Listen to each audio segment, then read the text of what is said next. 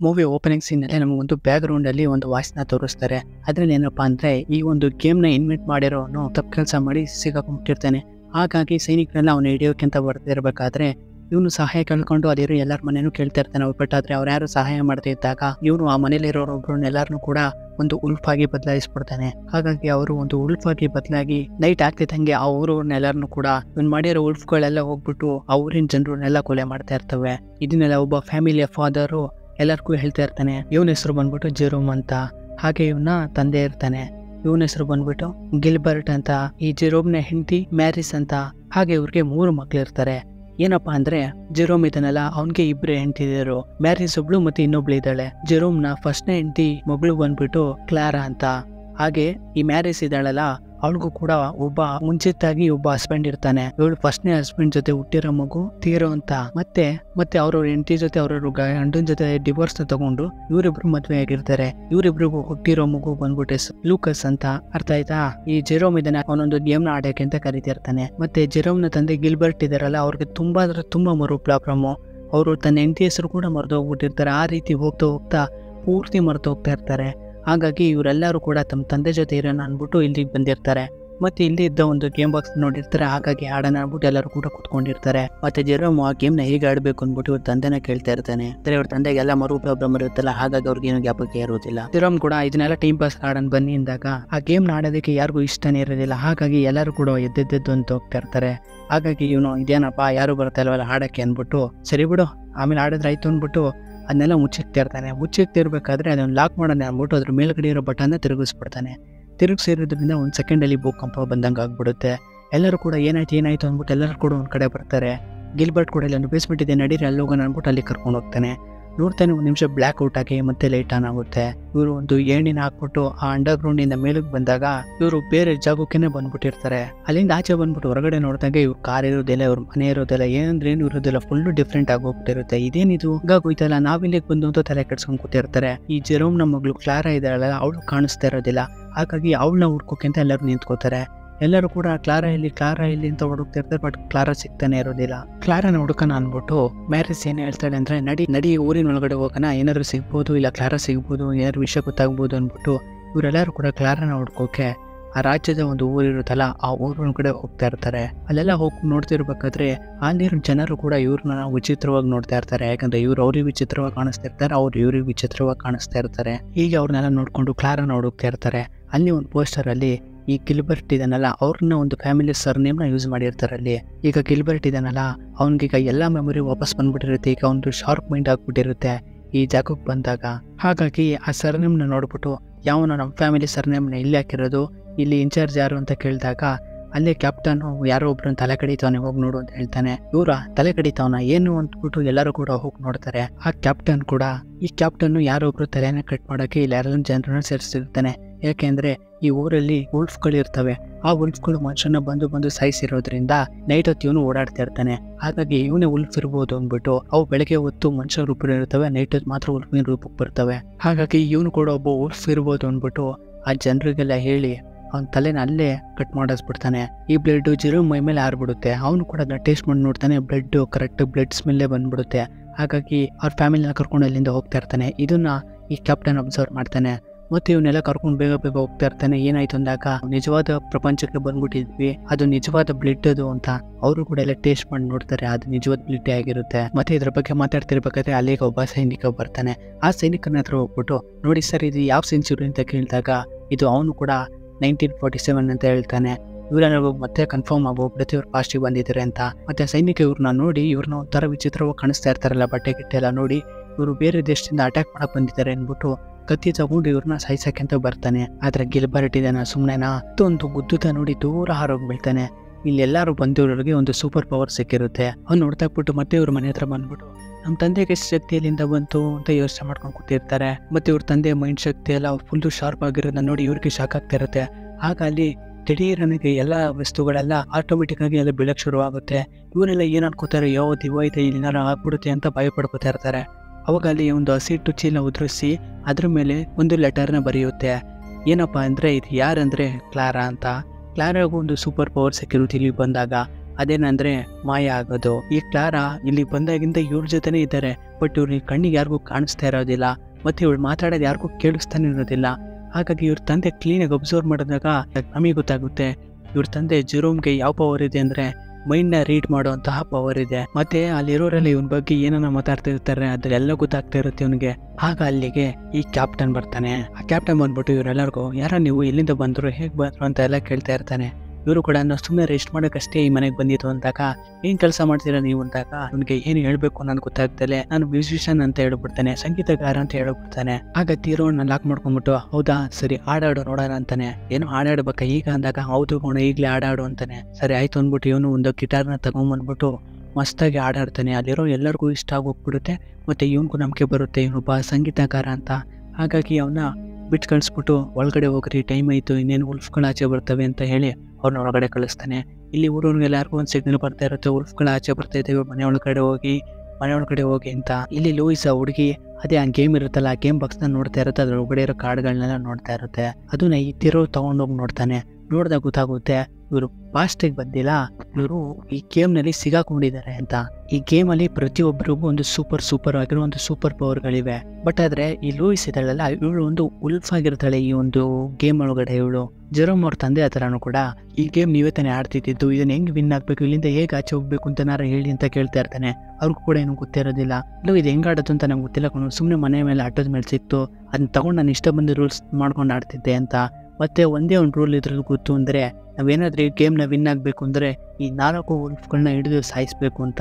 ಮತ್ತೆ ಮ್ಯಾರೇಜ್ಗೆ ಎಲ್ಲರಿಗೂ ಒಂದೊಂದು ಪವರ್ ಸಿಕ್ಕಿದೆ, ನನಗೇನು ಪವರ್ ಸಿಕ್ಕಿಲ್ವಲ್ಲ ಅಂತ ಇವಳು ಯೋಚನೆ. ಜೆರೋಮ್ನ ತಂದೆಗೆ ಫೈಟ್ ಮಾಡುವಂಥ ಪವರ್ ಸಿಕ್ಕಿದೆ, ಮತ್ತೆ ಇವಳ ಮಗಳು ಕ್ಲಾರಾಗೆ ಮಾಯಾಗ ಒಂದು ಪವರ್ ಸಿಕ್ಕಿದೆ, ಮತ್ತೆ ಈ ಜೆರೋಮ್ಗೆ ಮೈಂಡ್ನ ರೀಡ್ ಮಾಡುವಂಥ ಒಂದು ಪವರ್ ಸಿಕ್ಕಿದೆ. ಅದೇ ಇದನ್ನ ಯಾರಿಗೂ ಹೇಳಿರೋದಿಲ್ಲ, ಅವನು ಹಂಗೆ ಮೇಂಟೈನ್ ಮಾಡ್ತಾ ಇರ್ತಾನೆ ಯಾರಿಗೂ ಗೊತ್ತಾಗಬಾರ್ದು ಅಂದ್ಬಿಟ್ಟು. ಮತ್ತೆ ಈ ಮ್ಯಾರೇಜ್ ಮಗ ಇದನ್ನೆಲ್ಲ ತೀರೋ ಅವನಿಗೆ ಒಂದು ಸೂಪರ್ ಆಗಿ ಕಳ್ತನ ಮಾಡುವಂತಹ ಒಂದು ಶಕ್ತಿ ಸಿಕ್ಕಿರುತ್ತೆ. ಮತ್ತೆ ಈ ಲೂಯಿಸ್ ಇದ್ದಾಳ ಅವಳೊಂದು ಉಲ್ಫ್ ಆಗಿರ್ತಾಳೆ. ಆದ್ರೆ ಮ್ಯಾರೇಜ್ಗೆ ಯಾವುದೇ ರೀತಿ ಪವರ್ ಸಿಕ್ಕಿರೋದಿಲ್ಲ, ಬಟ್ ಇವಳಿಗೆ ಏನ್ ಪವರ್ ಇದೆ ಅಂತಾನೂ ಗೊತ್ತಾಗ್ತಾ ಇರೋದಿಲ್ಲ. ಮುಂದೆ ನೋಡೋಣ ಇವಳಿಗೂ ಒಂದು ಯಾವ್ದಾರ ಪವರ್ ಇರುತ್ತೆ. ಸರಿ ನೋಡ್ಕೊಳ್ಳೋದ್ ಬಿಡು ನಾಳೆ ಅನ್ಬಿಟ್ಟು ಎಲ್ಲರೂ ಕೂಡ ಮನ್ಗೋಕೆ ಅಂತ ಹೋಗ್ತಾರೆ. ಅವ್ರ ಮಗಳನ್ನ ಕೂಡ ಯೋಚನೆ ಇವರು ಮನಗಿಸ್ತಾರೆ. ಮನಗಿಸ್ಬಿಟ್ಟು ಜೆರೋಮ್ ಇವ್ರ ತಂದೆ ಹತ್ರ ಬಂದಾಗ ಏನ್ ಮಾಡ್ತಾ ಇದ್ದಾರೆ ಅಂತ ಕೇಳಿದಾಗ ಅವ್ನು ಏನಿಲ್ಲ ಸುಮ್ಮನೆ ಹೀಗೆ ಬರೀತಿದ್ದೆ ಅಂತಾನೆ. ಮತ್ತೆ ಇವ್ರ ತಂದೆ ಹತ್ರ ಹೀಗೆ ಮಾತಾಡ್ತಾ ಇರ್ತಾನೆ, ಇಲ್ಲಿಂದ ಹೋದ್ಮೇಲೆ ನಾವೆಲ್ಲ ಒಟ್ಟಿಗೆ ಇರೋಣ, ತಲೆ ಕೆಡ್ಸ್ಕೊಂಬೇಡ ಅಂತ. ಅವ್ನು ಸರಿ ಆಯ್ತು ಬಿಡು ಮನಕ್ಕೆ ಹೋಗು ಅಂತ ಕಳಿಸ್ತಾನೆ. ಇವನು ಹೋಗಾದ್ಮೇಲೆ ಏನೋ ಮತ್ತೆ ಬರೀತಾ ಇರ್ತಾನೆ. ಮತ್ತೆ ಮಧ್ಯರಾತ್ರಿಲಿ ಈ ಕ್ಲಾರಾ ಇದ್ದಾಳಲ್ಲ ಅವಳಿಗೆ ಬಾಯಾರಿಕೆ ಆಗುತ್ತೆ. ಹಾಗಾಗಿ ಅವಳು ಎದ್ಬಿಟ್ಟು ಆಚೆಗಡೆ ನೀರು ಕುಡಿಯೋಣ ಅಂತ ಹೋಗ್ತಾಳೆ. ಕ್ಯಾಂಡಲ್ನ ತಗೊಂಡು ಹೋಗಿ ನೀರು ಕುಡಿತಿರ್ಬೇಕಾದ್ರೆ ಇವಳಿಗೆ ಒಂದು ವಾಯ್ಸ್ ಕಾಣಿಸುತ್ತೆ. ಏನಿದೆ ಅಂತ ಮುಂದೆ ಹೋಗಿ ನೋಡಿದ್ರೆ ಅಲ್ಲಿ ಉಲ್ಫ್ಗಳಿರುತ್ತೆ. ಉಲ್ಫ್ಗಳನ್ನ ನೋಡಿ ಒಂದು ನಿಮಿಷ ಮೀಟರ್ ಆಫ್ ಇವಳಿಗೆ ಒಂದು ನಿಮಿಷ ಕ್ಯಾಂಡಲ್ ಆಫ್ ಮಾಡ್ಬಿಟ್ಟು ಅಲ್ಲೇ ಭಯ ಪಡ್ಕೊಂಡು ನಿಂತ್ಕೋತಾಳೆ. ಆ ಉಲ್ಫ್ಗಳ ಕಣ್ಗೂ ಇವಳು ಕಾಣಿಸೋದಿಲ್ಲ. ಹಾಗಾಗಿ ಇವಳು ಹಂಗ ಮಾಡಿ ಒಳಗಡೆ ಬಂದ್ಬಿಡ್ತಾಳೆ. ಒಳಗಡೆ ಬಂದಾಗ ಏನನ್ನು ಹೇಳ್ತಾ ಇರ್ತಾಳೆ ಅದು ಇವ್ರ ತಂದೆಗೆ ಅರ್ಥ ಆಗುತ್ತಲ್ಲ. ಅವನು ಕೂಡ ವೇರ್ ಉಲ್ಫ್ಗಳು ಇಲ್ಲಿ ಬಂದ್ಬಿಟ್ಟಿದ್ದಾವೆ ಅಂತ ಅವ್ನು ಹೇಳ್ತಾ ಇರ್ತಾನೆ. ಮತ್ತೆ ಇವ್ರ ಮಗಳು ಲೂಯಿಸ್ನ ಹುಡುಕ್ತಾರೆ, ಬಟ್ ಎಲ್ಲೂ ಸಿಗ್ತಾನೆ ಇರೋದಿಲ್ಲ ಅವಳು. ಆಗ ಇವ್ರ ಮನೆ ಡೋರು ಯಾರನ್ನೋ ನಾಕ್ ಮಾಡ್ತಾರೆ. ಹಾಗಾಗಿ ಜೆರೋಮ್ ಹೋಗ್ಬಿಟ್ಟು ಯಾರು ಅಂತ ನೋಡಿದ್ರೆ ಅಲ್ಲಿ ಲೂಯಿಸ್ ಇರ್ತಾಳೆ. ಲೂಯಿಸ್ನ ಒಳಗಡೆ ಕರ್ಕೊಂಡ್ಬಿಟ್ಟು ಎಂತಕ್ಕೆ ಹೋಗಿದೆ ಆಚೆ ಎಲ್ಲಿಗೆ ಹೋಗಿದೆ ಅಂದಾಗ ಈಗ ವಾಶ್ರೂಮ್ಗೆ ಹೋಗಿದೆ ಅಂತಾಳೆ. ನೀನ್ ಯಾಕೆ ಒಬ್ಳೇ ಹೋಗಿದ್ದೆ, ನಮ್ಗೆ ಹೇಳ್ಬಿಟ್ಟು ಹೋಗ್ಬೇಕು ತಾನೆ ಹಂಗೆ ಅಂತ ಹೇಳ್ತಾಳೆ. ಯಾಕಂದ್ರೆ ಇವಳೊಂದು ಉಲ್ಫಾಗಿದ್ರೆ ಏನ್ ಮಾಡ್ಬೇಕಿತ್ತು ಅಂತ ಇವರೆಲ್ಲ ಯೋಚನೆ ಮಾಡ್ತಿರ್ಬೇಕಾದ್ರೆ ಆಚೆ ಕುಡಿನೂ ಕೂಡ ನಾನು ಉಲ್ಫಲ್ಲ ಅಂತ ಇರ್ತಾಳೆ. ಮತ್ತೆ ಅದ್ರದ್ದು ಒಂದು ಕಿವಿಗೆ ಹಾಕೊಂಡಿರುತ್ತಲ್ಲ ಹೆಡ್ಫೋನು, ಅದನ್ನ ಆಚೆ ತೆಗಿತಾಳೆ. ಅದನ್ನ ಆಚೆ ತೆಗೆದಿದ ತಕ್ಷಣ ಈ ಉಲ್ಫ್ಗಳು ಕೂಗೋ ಸೌಂಡ್ ಅದಕ್ಕೆ ಕೇಳಿಸಿ ಅದು ಕೂಡ ಒಂದು ಉಲ್ಫಾಗಿ ಬದಲಾಗಿ ಇವ್ರ ಮೇಲೆ ಅಟ್ಯಾಕ್ ಮಾಡೋಕ್ ಬಂದಾಗ ಗಿಲ್ಬರ್ಟು ಆ ಉಲ್ಫ್ನ ಹಿಡ್ಕೊಂಡು ಒಂದು ಹಗ್ಗನ ತಂದು ಅದನ್ನ ಕಟ್ಟಾಕ್ತಾರೆ. ಮತ್ತೆ ಸೀನ್ ಕಟ್ಟಾಗಿ ನಾಳೆ ಬೆಳಗ್ಗೆ ತೋರಿಸ್ತಾರೆ ಆಲ್ರೆಡಿ ಒಂದು ಉಲ್ಫು ಈ ಊರಲ್ಲಿರೋ ಒಂದು ಜನರ ಮೇಲೆ ಅಟ್ಯಾಕ್ ಮಾಡಿ ಒಂದು ಫ್ಯಾಮಿಲಿನ ಸಾಯಿಸ್ಬಿಟ್ಟಿದೆ ಅಂತ. ಮತ್ತೆ ಇವ್ರು ಬೆಳಗ್ಗೆ ಕಣ್ಬಿಟ್ಟು ನೋಡಿದಾಗ ಇವ್ರ ಮಗಳು ಲೂಯಿಸು ನಾರ್ಮಲ್ ಆಗಿರ್ತಾಳೆ. ಮತ್ತೆ ಅವಳು ಊಟ ಬೇಕು ಅಂತಾಳೆ. ಹಾಗಾಗಿ ಇವರೆಲ್ಲರೂ ಕೂಡ ಹೇಗಾದ್ರೂ ಮಾಡಿ ಏನಾದ್ರು ಊಟ ಅರೇಂಜ್ ಮಾಡ್ಬೇಕು ಅಂದ್ಬಿಟ್ಟು ಒಂದು ವೇಷನ ಬದಲಾಯಿಸ್ಕೊಂಡು ಈ ಊರೊಳಗಡೆ ಬರ್ತಾರೆ. ಕ್ಲಾರಾ ಮತ್ತೆ ತೀರೋಗೆ ನೀವೇನಾದ್ರೂ ಹೋಗಿ ಕಳ್ತನ ಮಾಡ್ಕೊಂಡ್ ತಗೊಂಬರ್ರಿ ಅಂತ ಹೇಳ್ತಾರೆ. ನಾವೇನ್ ಕಳ್ತನ ಮಾಡ್ಬೇಕು ಅಂದಾಗ ಈ ಕ್ಲಾರಾ ಹೆಂಗಿರೋ ಕಾಣಿಸೋದಿಲ್ವಲ್ಲ, ಹೇಗಾದ್ರೂ ಮಾಡಿ ಕಳ್ತನ ಮಾಡಿ ಅಂತ ಹೇಳ್ತಾಳೆ.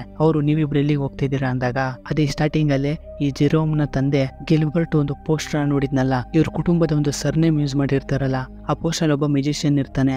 ಹಾಗಾಗಿ ಇಲ್ಲಿಂದ ಹೆಂಗ್ ಎಸ್ಕೇಪ್ ಹಾಕೋಬೇಕು ಅಂದ್ಬಿಟ್ಟು ಅವನ್ನ ಕೇಳೋಣ ಅನ್ಬಿಟ್ಟು ಅವನ ಹತ್ರ ಸಹಾಯ ಕೇಳ್ಕೊಂಡು ಹೋಗ್ತೀವಿ ಅಂದ್ಬಿಟ್ಟು ಹೋಗ್ತಾರೆ. ಇಲ್ಲಿ ಇವರು ಕೂಡ ಕಳ್ತನ ಮಾಡಕ್ಕೆ ಅಂತ ಬರ್ತಾರೆ. ಇವನು ಏನ್ ಕತಿಯಾನ ಅಂತ ನೋಡ್ತಾ ಇರ್ತಾನೆ. ಅಲ್ಲಿ ಆಪೋಸಿಟ್ ಅಲ್ಲಿ ಮಚ್ಚು ಕತ್ತಿಗಳನ್ನ ತಯಾರಿಸೋ ಒಂದು ಅಂಗಡಿ ಕಾಣಿಸುತ್ತೆ.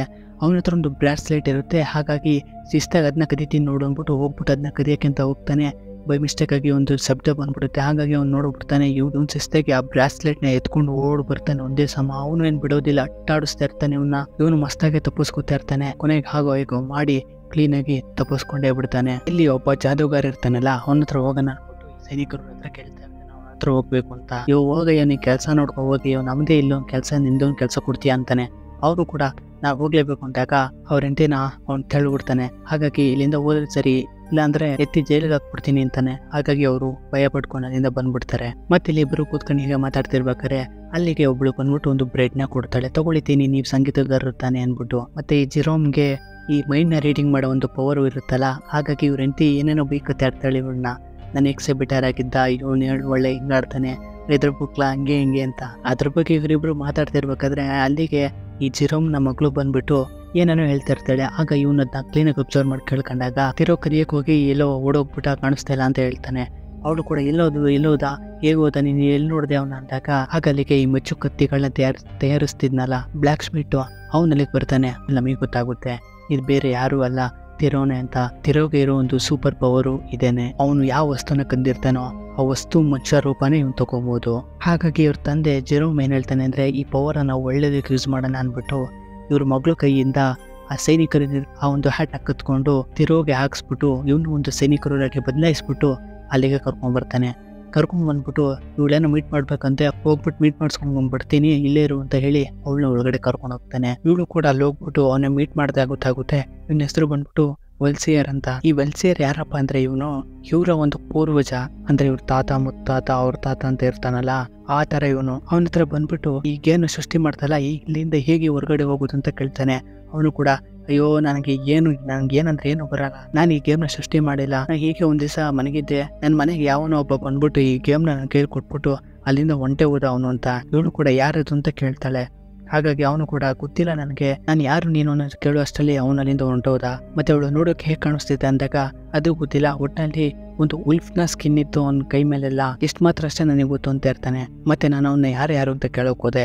ಅಷ್ಟರಲ್ಲಿ ನನ್ನ ಕೂಡ ಇಟ್ಕೊಂಡು ನಾನು ಒಬ್ಬ ಉಲ್ಫ್ ಅನ್ಕೊಂಡು ತಂದಿಲ್ಲಿ ಹಾಕ್ಬಿಟ್ಟಿದ್ದಾರೆ, ದಯವಿಟ್ಟು ನನ್ನ ಕಾಪಾಡಿ ಅಂತ ಇರ್ತಾನೆ. ಅವರು ಕೂಡ ಅಲ್ಲಿಗೆ ಒಬ್ಬರು ಸೈನಿಕರು ಬರೋ ತರ ಕಾಣಿಸ್ತಾ ಇರುತ್ತೆ. ಹಾಗಾಗಿ ಇವರು ನಾನು ಇನ್ನು ಆಮೇಲೆ ಬಂದು ಕಾಪಾಡ್ತೀನಿ, ಇವಾಗ ಹೋಗ್ತೀನಿ ಅಂದ್ಬಿಟ್ಟು ಅಲ್ಲಿಂದ ಹೊಂಟೋಗ್ಬಿಡ್ತಾರೆ ಇವರು. ಮತ್ತೆ ಇವರು ಮನೆಗೆ ಬಂದ್ಬಿಟ್ಟು ನಾವಿಲ್ಲಿಂದ ವಾಪಸ್ ಹೋಗ್ಬೇಕು ಅಂದ್ರೆ ಆ 4 ಉಲ್ಫ್ಗಳನ್ನ ಹುಡುಕಿ ಸಾಯಿಸ್ಬೇಕು. ಅದರಲ್ಲಿ ನಮ್ಮ ಒಬ್ಳು ಲೂಯಿಸ್ ಇದ್ದಾಳೆ. ಆದ್ರೆ ಲೂಯಿಸ್ನ ಬಿಟ್ಬಿಟ್ಟು ಇನ್ನು 3 ಉಲ್ಫ್ಗಳನ್ನ ಹುಡುಕಿ ನಾವು ಸಾಯಿಸಿದ್ರೆ ಮೋಸ್ಟ್ಲಿ ಗೇಮ್ನ ನಾವು ಗೆಲ್ಬಹುದು ಅಂತ ಮಾತಾಡ್ತಾ ಇರ್ತಾರೆ. ಮತ್ತೆ ಹೀಗೆ ಮಾತಾಡ್ತಾ ಪ್ಯಾರಿಸ್ಗೆ ಗೊತ್ತಾಗೋಗ್ಬಿಡುತ್ತೆ ತನ್ನ ಗಂಡುಗೆ ಈ ತರ ಮೈಂಡ್ ರೀಡ್ ಮಾಡೋ ಒಂದು ಪವರ್ ಇದೆ ಅಂತ. ಇದನ್ನ ಯಾರಿಗೂ ಹೇಳಿರೋದಿಲ್ವಲ್ಲ, ಈಗ ಎಲ್ಲರಿಗೂ ಗೊತ್ತಾಗ್ಬಿಡುತ್ತೆ. ಆಗ ಇದನ್ನೆಲ್ಲ ಯಾರೋ ಒಬ್ಬ ಕೇಳಿಸ್ಕೊತಾ ಇರ್ತಾನೆ. ಅವನ್ನ ಹೊಡೆದ್ಬಿಟ್ಟು ಲಾಕ್ ಮಾಡ್ತಾರೆ. ಇವನ ಹೆಸರು ಬಂದ್ಬಿಟ್ಟು ಪಿರೋ ಅಂತ. ಈ ಪಿರೋಮ್ ಇದನ್ನಲ್ಲ, ಇವ್ರನ್ನ ಒಂದು ಪೂರ್ವಜ ಇದನ್ನಲ್ಲ ವರೀಸ್ ಅಂತ, ಇವನು ಇಬ್ರು ಫ್ರೆಂಡ್ಸು. ಮತ್ತೆ ಪಿರೋನ ಎಂತೂ ನೀನು ಊರಾಚೆ ಇದೆಯಾ ಅಂದಾಗ ಅವನು ಕೂಡ ನನಗೆ ಊರಲ್ಲಿ ಇರೋಕೆ ಇಷ್ಟ ಇಲ್ಲ ಹಂಗೆ ಹಿಂಗೆ ಅಂತ ಇರ್ತಾನೆ. ಆದ್ರೆ ಇವ್ನ ಮೈಂಡ್ ನ ಇವ್ನು ಕರೆಕ್ಟಾಗಿ ರೀಡ್ ಮಾಡಿದಾಗ ಜೆರೋಮ್ಗೆ ಗೊತ್ತಾಗುತ್ತೆ ಇವನು ಒಂದು ಗೇ ಅಂತ, ಅಂದ್ರೆ ಇವನ್ಗೆ ಹುಡುಗ ಇಷ್ಟ ಆಗ್ತಾನೆ. ಈ ಒಂದು ವಿಷಯಕ್ಕೆ ಇವನು ಊರಾಚೆ ಇರ್ತಾನೆ. ಮತ್ತೆ ಇವನಿಗೆ ಸೂಪರ್ ಆಗಿ ಒಂದು ಪೇಂಟಿಂಗ್ ಬರುತ್ತೆ.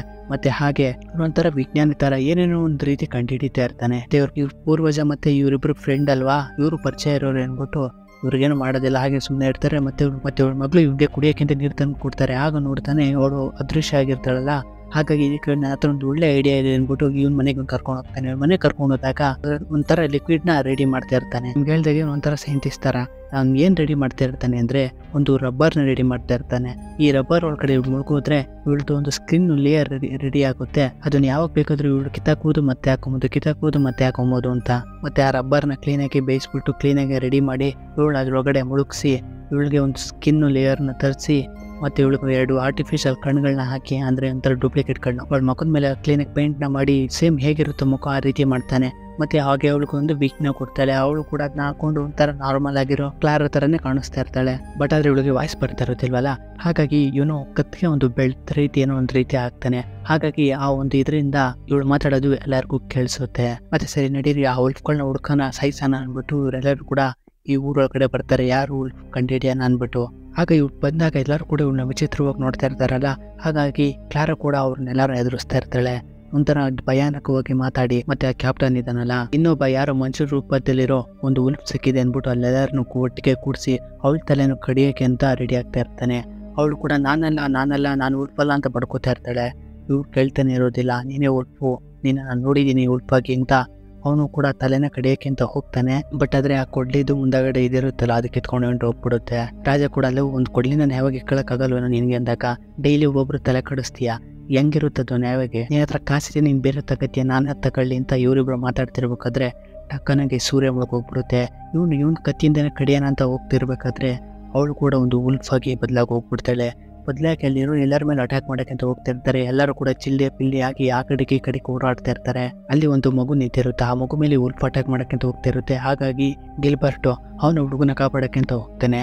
ಆ ಉಲ್ಫು ಇನ್ನೇನು ಇವ್ರ ಮೇಲೆ ಅಟ್ಯಾಕ್ ಮಾಡಬೇಕು ಅನ್ನೋ ಅಷ್ಟರಲ್ಲಿ ಈ ಕ್ಯಾಪ್ಟನ್ ಒಂದು ಬಾಣದಿಂದ ಆ ಉಲ್ಫ್ನ ಸಾಯಿಸ್ಬಿಡ್ತಾನೆ. ಈ ಗಿಲ್ಬರ್ಟು ಅದ್ರ ಹತ್ರ ಇರೋ ಒಂದು ಕಾರ್ಡ್ನ ತಗೊಂಡು ಇವ್ರ ಹತ್ರ ತಂದ್ಬಿಟ್ಟು ನನಗೊಂದು ಕಾರ್ಡ್ ಸಿಕ್ತು ಅಂತ ಖುಷಿ ಪಡ್ತಾ ಇರ್ತಾರೆ. ಈ ಗ್ಯಾಪಲ್ಲಿ ಈ ಹುಡುಗಿ ಲೂಯಿಸ್ ಇದ್ದಾಳಲ್ಲ, ಅವಳು ಕಿವಿಗೆ ಹಾಕಿರೋ ಒಂದು ಹತ್ತಿನ ತೆಗೆದು ಬಿಡ್ತಾಳೆ. ಇವಳಿಗೆ ಉಲ್ಫ ಸೌಂಡ್ ಕೇಳಿದ ತಕ್ಷಣ ಇವಳು ಕೂಡ ಒಂದು ಉಲ್ಫ್ ಆಗಿ ಬದಲಾಗ್ತಾಳೆ. ಅದರಿಂದ ಎಲ್ಲಾ ಕಡೆ ಓಡಕ್ ಶುರು ಮಾಡುತ್ತೆ. ಇದನ್ನ ಕ್ಯಾಪ್ಟನ್ ಕೂಡ ನೋಡ್ಬಿಡ್ತಾನೆ. ನಡಿ ಅದನ್ನ ಸಾಯಿಸು ಅಂತ ಎಲ್ಲರೂ ಕೂಡ ಆ ಉಲ್ಫ್ನ ಮರಿನ ಹುಡುಕ್ತಾ ಇರ್ತಾರೆ. ಇವರು ಕೂಡ ಲೂಯಿಸ್ನ ಸಾಯಿಸ್ಬಿಡ್ತಾರಲ್ಲ ಅನ್ಬಿಟ್ಟು ಹೇಗಾದ್ರೆ ಮಾಡಿ ಲೂಯಿಸ್ನ ಕಾಪಾಡಬೇಕು ಅಂದ್ಬಿಟ್ಟು ಅವನ್ನ ಹುಡುಕ್ತಾ ಇರ್ತಾರೆ.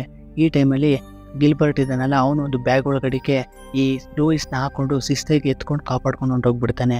ಇವರೆಲ್ಲ ಟೆನ್ಷನ್ ಆಗಿ ಹುಡುಕ್ತಾ ಇರ್ತಾರಲ್ಲ, ಲೂಯಿಸ್ ಎಲ್ಲಿ ಅಂತ.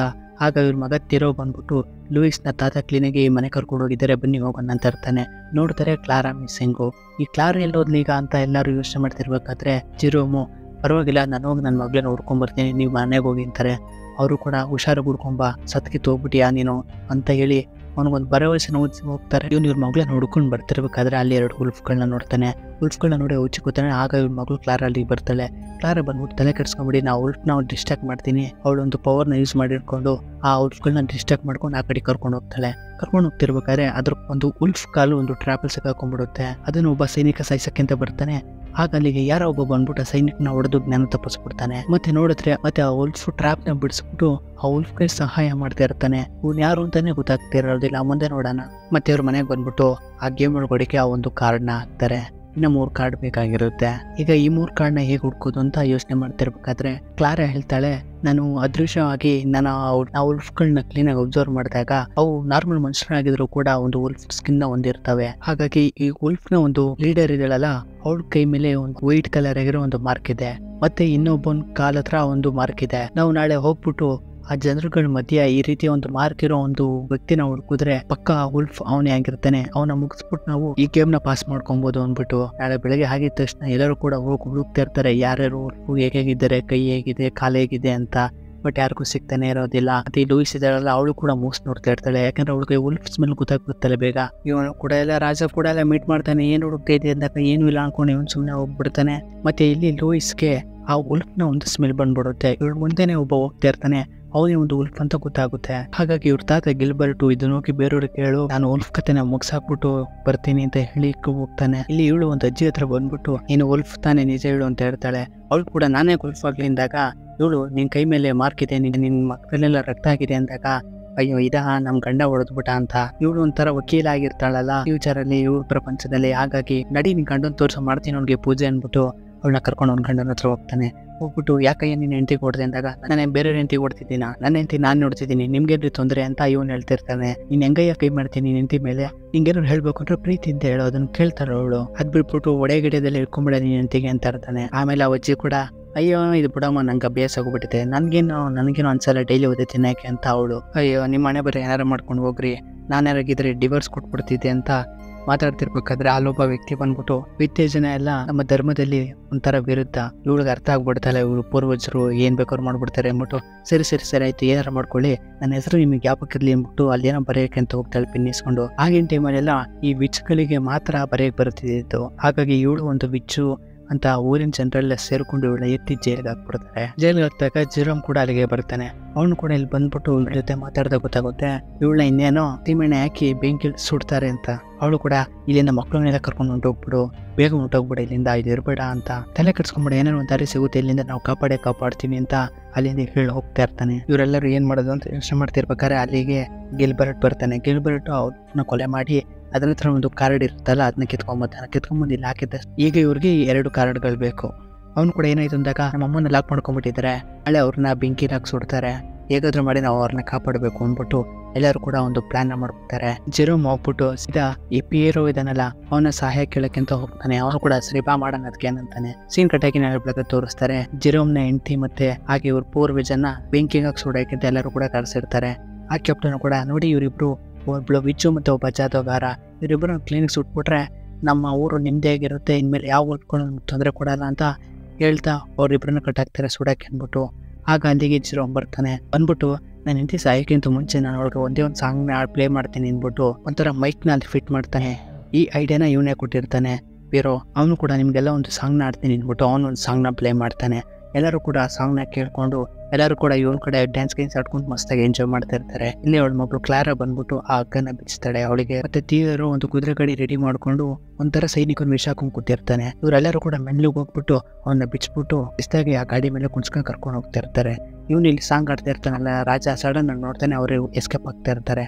ಹಾಗಾಗಿ ಎಸ್ಕೇಪ್ ಆಗ್ತಾ ಇದ್ದಾರೆ, ಹಿಡಿಯೋ ಅವ್ರನ್ನ ಅಂತ ಎಲ್ಲರೂ ಕೂಡ ಹಿಡಿಯಕ್ಕೆ ಹೋಗ್ತಾನೆ. ಇವನು ಕೂಡ ಈ ಕಡೆಯಿಂದ ತಪ್ಪಿಸ್ಕೊಂಡ್ಬಿಡ್ತಾನೆ. ಇವರು ತಪ್ಪಿಸ್ಕೊಂಡು ಮಸ್ತಾಗಿ ಆ ಊರಿಂದ ಆಚೆನೆ ಬರ್ತಾ ಇರ್ತಾರೆ. ಅವರು ಬಾಣ ಗೀಣ ಎಲ್ಲ ಬಿಡ್ತಾರೆ. ಅದರ ಒಂದೇ ಒಂದು ಅಂದ್ರೆ ಇವ್ರ ಪೂರ್ವಜನ ವಾರಿಸಿದಾನಲ್ಲ ಅವನಿಗೆ ಹೋಗಿ ಬಿದ್ದ್ಬಿಡುತ್ತೆ. ಇಲ್ಲಿ ಜೆರೋಮ್ ಕೈಕೊಂಡು ಕೂತಿರ್ತಾನೆ ಇವ್ರಿಗೋಸ್ಕರ ಅಂತ. ಇವರು ಕೂಡ ಎಲ್ಲ ಅಲ್ಲಿಗೆ ಬರ್ತಾರೆ. ಮತ್ತೆ ಪಿಯರ್ ಒಂದು ವಿಷಯ ಹೇಳ್ತಾನೆ, ಈ ನೀವು ತಪ್ಪಿಸ್ಕೊಂಬಂದಿರೋದ್ರಿಂದ ಆ ಕ್ಯಾಪ್ಟನ್ ಎಲ್ಲಾ ಕಡೆ ಜನರುಗಳನ್ನ ಕಳಿಸಿ ಹುಡುಕಿಸ್ತಾ ಇರ್ತಾನೆ. ಹಾಗಾಗಿ ನೀವು ಇಲ್ಲಿಂದ ಸ್ವಲ್ಪ ದೂರ ಹೋಗಿ ಅಲ್ಲೊಂದು ಚರ್ಚ್ ಇದೆ, ಅದರ ಕಡೆ ಒಂದು ಸುರಂಗ ಇದೆ, ಅಲ್ಲಿ ಹೋಗಿ ನೀವು ಸೇಫ್ ಆಗಿರ್ಬೋದು ಅಂದ್ಬಿಟ್ಟು ಕಳಿಸ್ಕೊಡ್ತಾನೆ. ಆ ಸುರಂಗನ ಓಪನ್ ಮಾಡಕ್ಕೆ ಒಂದು 316 ಅಂತ ಒಂದು ಕೋಡ್ನ ಹೇಳ್ತಾನೆ. ಇವರು ಕೂಡ ಆ ಚರ್ಚ್ ಒಳಗಡೆ ಬರ್ತಾರೆ. ಚರ್ಚ್ ಒಳಗಡೆ ಬಂದ್ಬಿಟ್ಟು ಲೈಟ್ನ ಆನ್ ಮಾಡ್ತಾರೆ. ಲೈಟ್ ಇರೋದಿಲ್ಲ, ಒಂಥರ ಬೆಂಕಿ ಕ್ಯಾಂಡಲ್ಗಳು. ಈ ಒಂದು ಚಿಕ್ಕ ಹುಡುಗಿ ಲೂಯಿಸ್ ಇದ್ದಾಳಲ್ಲ, ಅವಳನ್ನ ಕರ್ಕೊಂಡು ಒಂದು ಮೂಲೆ ಕುಣಿಸ್ಬಿಟ್ಟು ಅವಳು ಕಿವಿಗೆ ಒಂದು ಹೆಡ್ಫೋನ್ ಹಾಕ್ಬಿಡ್ತಾರೆ. ಅವಳಿಗೆ ಉಲ್ಫ್ ವಾಯ್ಸ್ ಕೇಳಿಸಿದ್ರೆ ಅವಳು ಉಲ್ಫಾಗಿ ಹೋಗ್ಬಿಡ್ತಾಳೆ ಅಂದ್ಬಿಟ್ಟು. ಮತ್ತೆ ಇವರಿಗೆ ಆ ಕೋಡ್ನ ಹಾಕೋಕೆ ಅಂದ್ರೆ ಆ ಸುರಂಗದೊಳಗಡೆ ಹೋಗೋಕ್ಕಿಂತ ಮುಂಚೆ ಒಂದು ಕೋಡ್ನ ಹಾಕ್ಬೇಕಿತ್ತಲ್ಲ, ಆ ಕೋಡ್ನ ಹಾಕೋಕೆ ಇವ್ರು ಕೂತಾಗ್ತಾ ಇರೋದಿಲ್ಲ, ಯಾವ ಕಡೆಯಿಂದ ಹಾಕ್ಬೇಕು ಅಂದ್ಬಿಟ್ಟು. ಹಾಗಾಗಿ ಯಾವುದೋ ಒಂದು ಕಡೆಯಿಂದ ಹಾಕ್ಬಿಡ್ತಾರೆ. ಒಂಥರ ಭೂಕಂಪ ಬಂದಂಗೆ ಆಗುತ್ತೆ. ಭೂಕಂಪ ಬಂದಾಗಿದ ತಕ್ಷಣ ನೆಕ್ಸ್ಟ್ ಸೆಕೆಂಡಲ್ಲೇ ಒಂದು ಉಲ್ಫು ಅಲ್ಲಿಗೆ ಬರುತ್ತೆ. ಉಲ್ಫ್ಗಳು ಬಂದಿದ ತಕ್ಷಣ ಇನ್ನೇ ಎದುರ್ಕೊಂಡು ಓಡೋದ್ರೆ ಆಗಲ್ಲ ಅಂದ್ಬಿಟ್ಟು ಎಲ್ಲರೂ ಕೂಡ ಫೈಟ್ ಮಾಡಕ್ಕೆ ಇಳಿತಾರೆ. ಏನೋ ಒಬ್ಬೊಬ್ರು ಕೂಡ ಅವರ ಒಂದು ಪವರ್ನ ಯೂಸ್ ಮಾಡ್ಕೊಂಡು ಮಸ್ತಾಗೆ ಹೊಡೆದಾಡ್ತಾ ಇರ್ತಾರೆ. ಬಟ್ ಇವ್ರಿಗಿಂತ ಸ್ಟ್ರಾಂಗ್ ಆಗಿರುತ್ತೆ ಆ ಉಲ್ಫು. ಅದು ಸೀದಾ ಇವ್ರೆಲ್ಲರಿಗೂ ಹೊಡೆದು ಫುಲ್ ಗಾಯಗಳು ಕಡೆ ಮಾಡ್ಬಿಡುತ್ತೆ ಇವ್ರನ್ನೆಲ್ಲರನ್ನು. ಆಗ ಅಲ್ಲಿಗೆ ಆ ರಾಜ ಬರ್ತಾನೆ. ಆ ರಾಜ ನೋಡಿದ ತಕ್ಷಣ ಅವನ ಹತ್ರ ಒಂದು ಬಾಣ ಇರುತ್ತೆ. ಸಾಯ್ಸಾಕು ಅಂತ ಹೇಳ್ತಾ ಇರ್ತಾನೆ ಜೆರೋಮು. ಆದ್ರೆ ಇಲ್ಲಿ ಗೊತ್ತಾಗುತ್ತೆ ನೋಡಿ, ಈ ಕ್ಯಾಪ್ಟನ್ಗೆ ಒಬ್ಳು ವೈಫ್ ಇರ್ತಾಳೆ. ಆ ವೈಫೇ ಈಗ ಆಗಿರೋ ಒಂದು ಉಲ್ಫು. ಇಲ್ಲಿರೋ ಒಂದು ಜಗಳ ಆಡ್ತಿರೋ ಉಲ್ಫೇ ಇವಳು ವೈಫು. ಹಾಗಾಗಿ ಅವಳನ್ನ ಸಾಯ್ಸಕ್ಕಾಗಲ್ಲ ಅಂದ್ಬಿಟ್ಟು ಹೇಳ್ತಾ ಇರ್ತಾನೆ. ಮತ್ತೆ ಆ ಟ್ರ್ಯಾಪಿಂದ ಬಿಡಿಸಿದ ಗೊತ್ತಾ, ಒಂದು ಉಲ್ಫ್ ತಗ್ಲಾಕೊಂಡಾಗ ಅದು ಕೂಡ ಇವನೇ ಒಂದು ಉಲ್ಫ್ಗಳ ಜೊತೆ ಜಾಯ್ನ್ ಆಗಿರ್ತಾನೆ. ಮತ್ತೆ ಆ ಉಲ್ಫ್ ಇವ್ರ ಮೇಲೆ ಅಟ್ಯಾಕ್ ಮಾಡಕ್ ಬಂದಾಗ ಇವಳ ಮಗಳು ಅಲ್ಲಿಗೆ ಬಂದ್ಬಿಡ್ತಾಳೆ. ಇವಳ ಮಗಳು ಬಂದಿರೋದ್ರಿಂದ ಆ ಉಲ್ಫು ಅಂತ ಜೋರಾಗಿ ಕಿರ್ಚಿರೋದ್ರಿಂದ ಇವಳ ಮಗಳು ಕೂಡ ಒಂದು ಉಲ್ಫಾಗಿ ಬದಲಾಗಿ ಹೋಗ್ತಾಳೆ. ಹೋಗಿ ಇವ್ರ ತಂದೆ ತಾಯಿ ಮೇಲೆ ಅಟ್ಯಾಕ್ ಮಾಡಕ್ ಬಂದಾಗ ಅವ್ರ ತಂದೆ ತಾಯಿ ಇವಳನ್ನ ಒಂಥರ ಇವಳ ಮಗಳು ರೀತಿ ಮಾತಾಡ್ಸಕ್ ಶುರು ಮಾಡ್ತಾರೆ. ಮತ್ತೆ ಇವಳ ಮಗಳಿಗೆ ಒಂದು ಇಷ್ಟವಾಗಿರುವಂತ ಸಾಂಗ್ ಆಡ್ತಾರೆ. ಹಾಗಾಗಿ ಇವಳು ಕಂಟ್ರೋಲಿಗೆ ಬಂದ್ಬಿಟ್ಟು ಆ ಉಲ್ಫ್ ಮೇಲೆ ಫೈಟ್ ಮಾಡಕ್ ಹೋಗ್ತಾಳೆ. ಮಸ್ತಾಗೆ ಫೈಟ್ ಮಾಡ್ತಾಳೆ. ಅದಕ್ಕೆ ಸರಿಯಾಗಿ ಹೊಡಿತಾಳೆ. ಆದ್ರೆ ಆ ಉಲ್ಫು ಬಿಡೋದೇ ಇಲ್ಲ. ಕೊನೆ ಟೈಮಲ್ಲಿ ಈ ಉಲ್ಫ್ನ ಒಂದು ಸಾಯ್ಸಾಕ್ಬಿಡುತ್ತೆ. ಅಂದ್ರೆ ಈ ಲೂಯಿಸ್ನೇ ಸಾಯ್ಸಾಕ್ಬಿಡುತ್ತೆ. ಜೆರೋಮ್ ಅವ್ರ ಮಕ್ಳ ಹತ್ರ ಹೋಗಿ ನೋಡ್ತಾನೆ. ಲೂಯಿಸ್ ಡೆತ್ತಾಗಿ ಹೋಗಿರ್ತಾಳೆ. ಮತ್ತೆ ಆ ಕಾರ್ಡ್ ಇರುತ್ತಲ್ಲಿ ಅಷ್ಟೇ ತಗೋ. ಇದರಿಂದ ಕೋಪ ಬಂದ್ಬಿಟ್ಟು ಮ್ಯಾರಿಸು ಒಂಥರ ವಿಚ್ ಆಗಿ ಬದಲಾಗಿ ಹೋಗ್ತಾಳೆ. ಇವಳಲ್ಲಿರೋ ಒಂದು ಸೂಪರ್ ಪವರ್ ಇದೇನೆ, ಒಂದು ವಿಚ್ ಆಗಿರೋ ಒಂದು ಸೂಪರ್ ಪವರ್.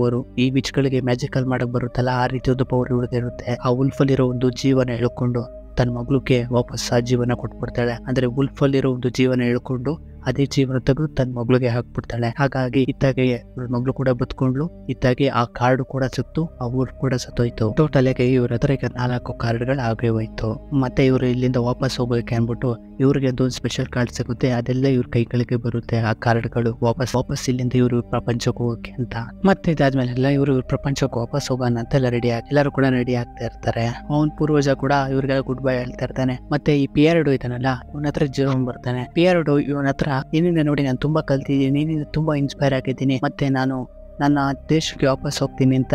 ಅಂದ್ರೆ ಇವನು ಈ ದೇಶದವನೇ ಅಲ್ಲ, ಇವನು ಒಂದೊಳ್ಳೆ ಪೇಂಟ್ಗಾರ. ಇವನು ಒಂದು ರಿಯಲ್ ಹೆಸರು ಕೂಡ ಹೇಳ್ತಾನೆ. ಇವನ ಹೆಸರು ಪಿಯಾರೋ ಅಲ್ಲ, ಲಿಯಾಂಡೋ ಅಂತ. ಈ ಮೊನಾಲಿಸಾ ಅಂತ ಒಂದು ಪೇಂಟಿಂಗ್ ಇದೆಯಲ್ಲ, ಅದನ್ನ ಮಾಡಿತ್ತು ಇವನೇ ಅಂತ.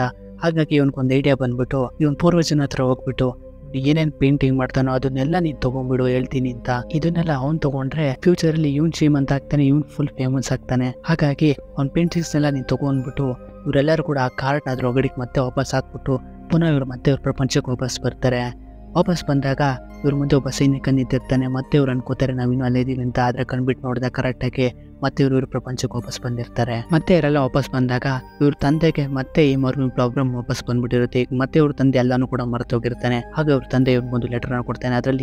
ಅದರಲ್ಲಿ ಇವನೇನು ಜ್ಞಾಪಕಿತ್ತು ಎಲ್ಲ ಬರ್ದಿರ್ತಾನೆ. ಮತ್ತೆ ಇದು ಫ್ರೀ ಆಗಿದ್ದಾಗ ಇದನ್ನೆಲ್ಲ ನಾನು ಓದಿ ಹೇಳು ಅಂತ ಕೂಡ ಬರ್ದಿರ್ತಾನೆ. ಇವ್ರ ತಂದೆ ಮರ್ತೋಗಿರ್ತಾನಲ್ಲ, ಹಾಗಾಗಿ ಇದನ್ನೆಲ್ಲ ಓದಿ ನನಗೆ ಮತ್ತೆ ಹೇಳು ಅಂತ ಹೇಳಿರ್ತಾನೆ. ಇದಾದ್ಮೇಲೆ ಲಿಯೋನಾರ್ಡೋ ಒಂದು ಮ್ಯೂಸಿಯಂ ಅಲ್ಲಿ ನೋಡ್ತಾರೆ.